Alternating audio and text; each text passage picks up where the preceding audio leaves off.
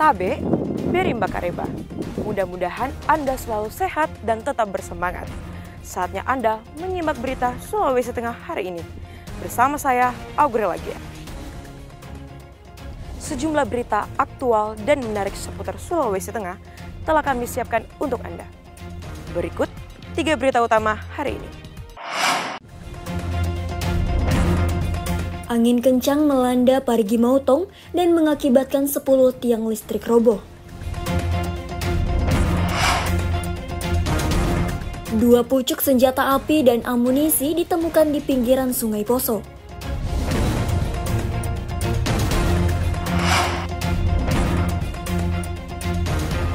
Tingkat okupansi hotel meningkat menjelang tahun baru di Palu.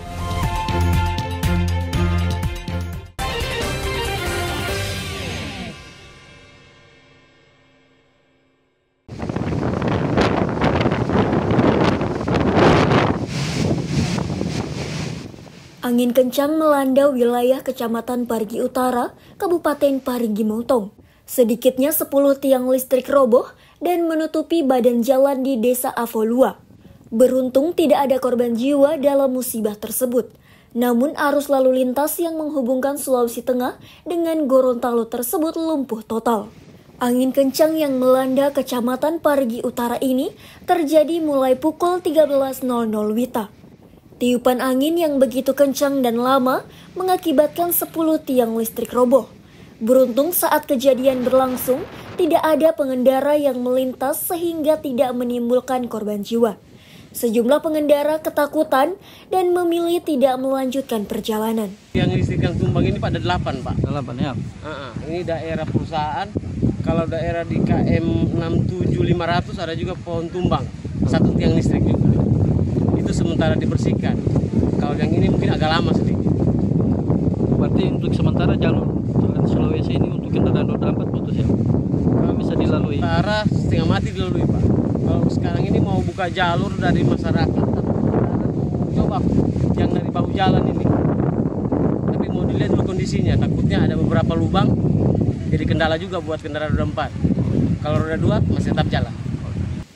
Arus lalu lintas di jalur Trans Sulawesi tersebut tidak bisa dilalui kendaraan roda 4. Seluruh badan jalan ditutupi tiang dan kabel listrik. Hanya pengendara motor yang melintas dengan melalui pinggir jalan.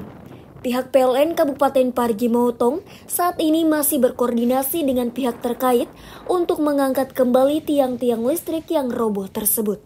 Syahrul Cahya melaporkan dari Parigi Motong.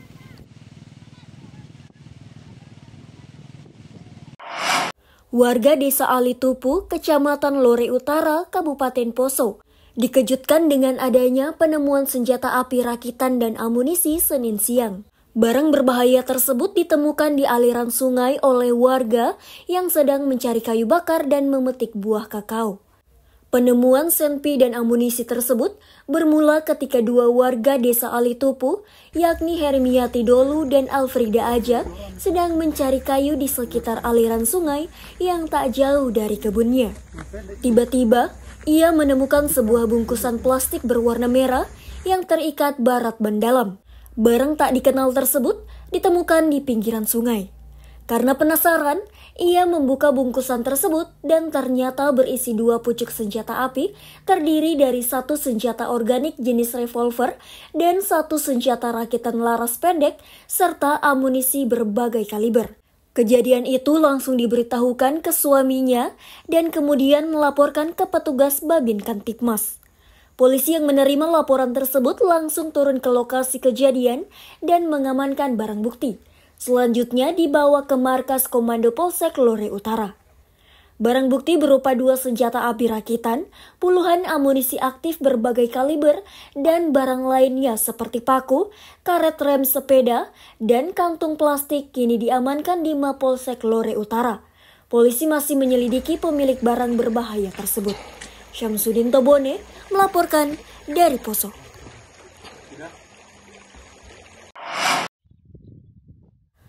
Areal persawahan di Kabupaten Sigi setiap tahun mengalami penurunan. Pemicunya karena adanya alih fungsi lahan persawahan menjadi permukiman. Salah satu wilayah yang lahan persawahannya yang menurun drastis adalah Kecamatan Marabola. Semakin berkurangnya lahan persawahan di wilayah tersebut mengakibatkan banyak warga yang beralih profesi. Warga yang dulunya bekerja sebagai petani kini beralih menjadi buruh. Lahan yang dulunya digarap untuk tanaman padi kini telah dijual dan beralih fungsi menjadi komplek permukiman. Di Desa Tinggede dan Baliase, Kecamatan Marawola saat ini paling banyak dijumpai perumahan. Padahal belasan tahun silam, wilayah ini merupakan areal persawahan. Kondisi ini tak lepas dari dampak perkembangan Kota Palu, di mana lahan permukiman dalam kota semakin menyempit. Sehingga pihak pengembang perumahan menyasar wilayah yang berdekatan dengan Kota Palu untuk dijadikan kawasan perumahan. Dari tahun berapa itu saya tahu itu 89 pernah digarap ini, tapi melalui dari saluran air dari Perame. Tapi sekarang nggak tahu apa lagi kenapa tidak dikasih tembus. Nah, dengan keadaan begini saya tahu lagi. Jadi harapan saya sebagai petani dan masyarakat Desa Tinggede dan khususnya Kabupaten Sigi, bagaimana kedepannya pemerintah memikirkan para petani yang ada, maksudnya dekat kota lah, tanah yang masih kosong kalau bisa diolah kembali.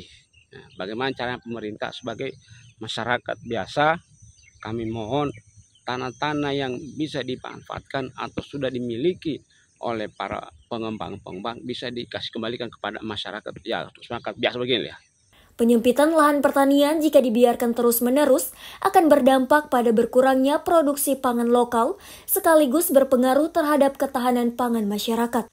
Padahal wilayah Marawola, Kabupaten Sigi, dulunya merupakan salah satu penyangga pangan untuk Kabupaten Sigi dan Kota Palu. Julianus Kay melaporkan dari Sigi.